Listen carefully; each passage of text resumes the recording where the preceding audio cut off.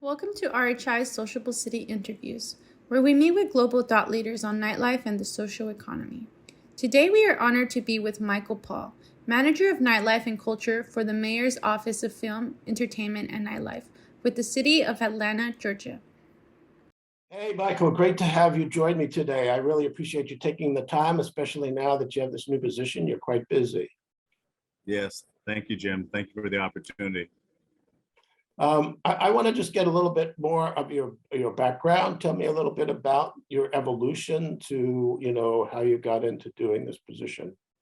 Absolutely. So initially, I've always been in the restaurant hospitality space, from working as general manager, always in management, however, leading teams, and I would like to say successful teams, and creating an experience for our guests. And I've been in this space here in Atlanta for 28 years. I have worked in New York and I've worked in DC for short stints, but Atlanta has been my home primarily.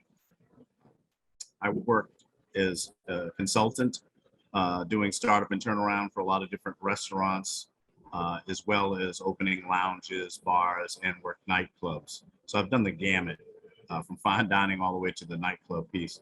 But I was also an owner. I owned a cigar lounge, and being in a particular community that I lived in and that I owned this space, I was very much community engaged. I was an owner and a stakeholder, and worked directly with the neighborhood association by volunteering. Started there in economic development, worked my way up over the 4 years on that executive board to become the president of the neighborhood. We actually hosted this Super Bowl here in our neighborhood. So I was on the Super Bowl planning committee.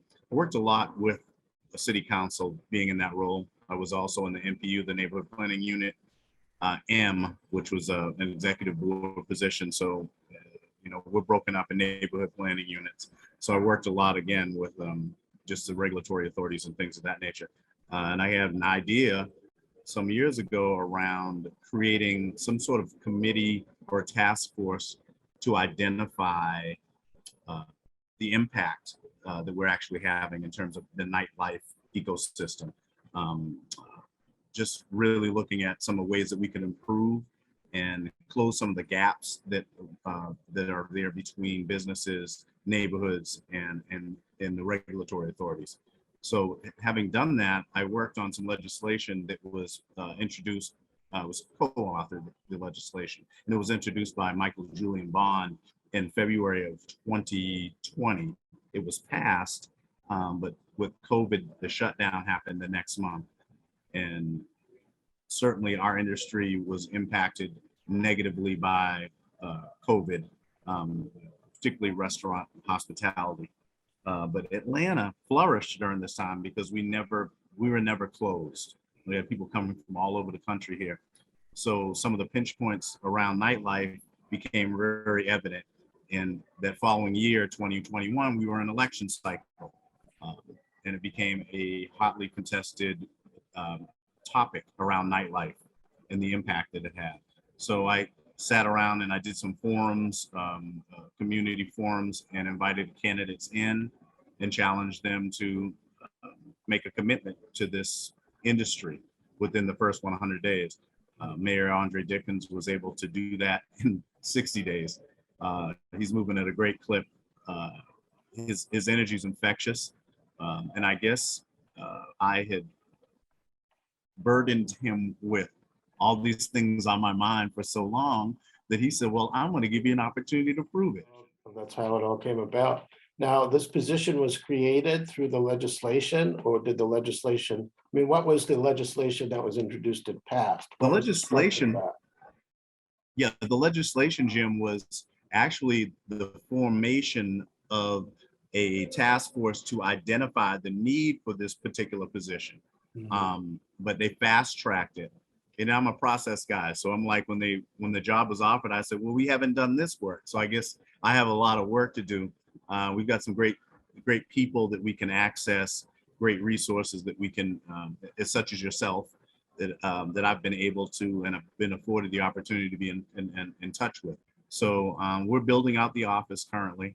I've only been in 35 days, so I'm new to this. I do have a key to the office in an ID, but right now I'm working more with the community engagement piece. I'm going out, visiting, and letting people know that we're an office of advocacy. We're an office that is a resource of support. And I think there's a thought around us being more around compliance, but I believe education is necessary for compliance. So I'm more interested in pressing a hard reset for these businesses out here.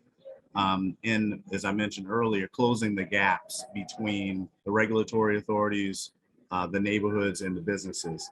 I think there needs to be a level of communication to provide the impact that's necessary for more safe and vibrant nightlife. So this is kind of a position that's built around the combination of your experiences, similar to Ariel in New York, where you served both within the industry, but also was very active in neighborhood organizations and working on solutions. Now, how is this office structured? I mean, is it an office that was legislated into existence, or is it something that the mayor created? What's your hierarchy of responsibility? Who do you report to? Where's the accountability and where's the budget come from? Good question, Jim. So it was a mayoral appointment. So it's brand new to the city. It was appointed by the mayor himself. I'm housed in the film and entertainment division, which will eventually become, I guess, entertainment, nightlife, and film, something along those lines. My direct report is to Falana Williams, who's the director of film and entertainment. We're answering to the chief of staff, Mr. O.D. Donald. So that's our upline. And I think we're still working at sort of constructing all of that, because I have a lot of overlap with public safety. I have a lot of overlap with planning, and work closely with them. So I don't know where I'll eventually end up, but I am out of the mayor's office. Well, that's great. That's great. That's one thing we're trying to put together is a study of how all of these offices evolved, and then how they're structured so that other people can evaluate what might be best for their city. Now, you've kind of explained what some of your expectations were. You basically worked to help to create the position and outline its goals. But what do you see were the greatest challenge that led you to believe that you needed to have not only the position that you're in, but a much more organized focus on what we call the nighttime social economy? I could answer in so many ways, but I really believe the biggest impact is the recognition of what the nightlife ecosystem and daytime ecosystem mean to this city. And I believe that there needs to be a little bit more level of, and I go back to support of these businesses. I think that the mayor has it right when he wants to sort of bring people together for a much better Atlanta, much more safe and vibrant nightlife. We're known for our nightlife, Jim. We're I've been here 28 years. People come to Atlanta like they come to Vegas in some ways. Even though we're the South, and we're a different feel. Everyone comes here leaving with a great experience, and we want to make certain that is conveyed in such a way that every working part, whether it be from the regulatory side, whether it be from neighborhood impact, whether it be from a public safety standpoint, all of those have to work in tandem. And I think that's our biggest challenge or opportunity to improve upon, if I can say that. And in that way, when you wake up in the morning and you look at your to-do list for the day, what is it that you do on a day-to-day basis? How do you spend your time? Yeah, every day it's around reaching out and connecting the dots. So right now, we have a nightlife working group, which consists of public safety, fire, uh, planning, buildings, special events, legal, and we all meet every Monday, um, really to I sort of outline what I'd like to do during the week. We've been doing assessments. We've gone out to some of what the city may consider bad actors to see what kind of support they may need in order to improve upon their operations. A lot of times it could be funding, it could be support from public safety, it could be lighting, it could be camera systems. But I'm actually going out, introducing myself, and showing that the office is about action and about helping. So mostly my day to day right now, Jim, is maybe more engagement with the community. Mhm. I'm meeting with stakeholders and owners in the community, residents, um, business associations, neighborhood associations, just to introduce myself and just to hear where there is opportunities to improve.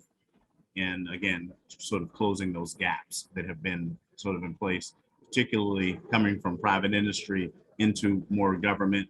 You see, it's everything is siloed, seems to be. There's not a lot of conversation about what the right hand's doing versus the left hand. So I'm sort of trying to be that conduit to bring that together. The task force you have is quite organized and certainly representative of most of the key city agencies. But as it relates to just this work, what we find too, like in New York, the Organized Hospitality Alliance is a great resource to the office. It's kind of like they work hand in hand.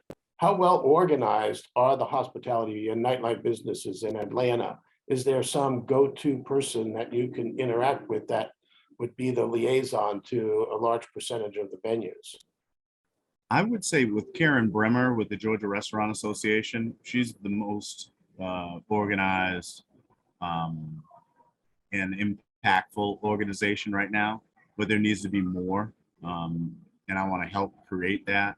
There's some business associations that are now forming just based on conversation, based on this last mayoral cycle, because nightlife became such a pinch point. So there is organizations forming that are fairly new, but here in Atlanta, Georgia Restaurant Association would be that go-to relationship that I'm going to count on and work with. Do you feel your role is to help create those types of associations among the businesses? I feel that I should have some role in helping to develop and implement those types of organizations, because I believe with more organized coalitions or alliances or collectives, that more information gets passed, more support is there. So it's an arm of the city, if you will. So we're trying to establish a footprint of support and resources, and I believe those types of organizations help extend that. Now, the way that you describe the composition of your working task force, and it meets weekly, if I were an operator and I were to see that mix of groups, I might be a little fearful that this is going to become a major kind of enforcement against businesses and more regulation. And how could you convey to me, if I were an operator, that all of these agencies working together is actually a good thing, and it's not going to become kind of a militaristic enforcement arm of the city? It's all about communication and getting people involved, so they're part of the process. So if you're an operator, I want you to sit on the commission to look at, or the task force to look at what it is and where it is that we need resources and support. So I'm having the stakeholders, you as an operator, involved in that process, so they can see it's not really our role to be enforcement. It's not really our role to be compliance officers. They have people that work in the city that have that job, but we're here to make certain that they are prepared and have the tools to be successful. So I think mostly it's engagement and involvement and communication that provides that sense of comfort and understanding of the operator of what we're doing here. Now, if I were a community member, and I were to look at what you're doing and I were to read your background, I would say, I have a lot of problems with late night crowds and noise and disturbances. And it seems with your background and what you're trying to do, you're actually working to try to make it more possible for businesses to operate. How are you taking care of my concerns as a resident? I have all of the facets. I live and own my home in a nightlife district here. So I understand exactly what that person or you in the community are actually going through. I'm able to sort of compartmentalize what that is. I can be a concerned citizen. I can be active in the community from a leadership standpoint. I can work as an operator. And create experience for people. And I can do this role in support of all of these particular entities because I come from each. I've been an owner. I've been in the industry. I live in the community. I'm part of.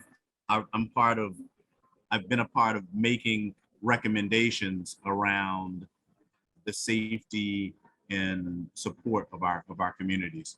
So I believe it all goes down to Jim. It all goes down to engagement and conversation. I'm dealing with some neighborhoods right now, and if you dig deeper, it's not really about the impact of the nightlife, but it's really how developers have come in and not put in infrastructure, but they put in these what we've discussed is we look at them as amenities. They put these great places into neighborhoods, but they don't look at the impact of somebody that might have been living around there for 17 years. So, how do you address those things? It has to be an ongoing conversation, and it has to be fair and equitable for everyone, reasonable, if you will. Bringing up equity, one thing that's happening in terms of what we're seeing is these large crowds of youth that are gathering in nightlife areas, and in some cases engaging in gun violence. And the venue operators are concerned, like in Milwaukee, you just had that mass shooting outside of the basketball game, and it also involves some of the areas where the entertainment district is. So, and there seems to be in some cases overarching racial components to this bias against these young adults that are coming into the districts. Now, as a Black man, you're coming into this position. How much do you think you're going to be able to engage these youth to let them understand, there's certain ways they have to act if they're going to be out in the public space, and also about dealing with what's making them resort to violence? I think I have, again, with the experience of being a Black male, and I'm active in. I think a lot of times we don't have conversations with young people because we misunderstand who they are, but it has to be ongoing engagement. It's incumbent upon me, not only as a Black man, but a community leader, a business owner, a father, to impart certain levels of wisdom to young people. Mm-hmm. And I think they, because of the fact that, I come from a particular industry or a particular way of how I grew up, I'm able to connect and have these types of conversations around, again, being fair and equitable, right? Is it fair that you should be able to have a good time and enjoy yourself, but is it also fair of me to expect that there's some level of some care and thought around, the impact of your behavior? Well, we're getting close to the end here. Yes. One last question. If we were Yes. to do this interview 1 year from now, and I would ask you, what has been your greatest accomplishment? What will it have been? I would want everyone that I've touched in this particular year to understand the message and the mission. And it really is, you just hit it on the head. You said civility, right? It's one Atlanta. It's one. We're not separated because of these types of things, racial lines or social economic or neighbor business residents versus businesses. We've got to be able to you know I look at myself as a servant leader. You know, we've got to be able to understand the principles around to make this thing work. And I don't know. I can't put my I can't put my finger on it what it is, but it is around you know it may sound crazy, but it is around respect, and it is around caring. It is around responsibility. Um, yeah. So core values, Jim. Yeah, it's really basically not like, restaurants will be open more, or you're going to have less problems with alcohol-related crime. You're basically saying your mission is to say, let's create a more civil experience for people who socialize in Atlanta, and that there has to be respect for everybody, and everybody should have an equal opportunity to experience Atlanta's nighttime social economy. Is that what you would say? Sound a lot better when you said it, Jim, but it's exactly, you're on the point. Yes, it's exactly right. Well, yeah, well, this has been a great interview. We'll Thank stay you. on for a minute afterwards, but I appreciate your time and good luck. You seem like the right person at the right time, doing the right things for Atlanta. So good luck in your work. Thank you so much.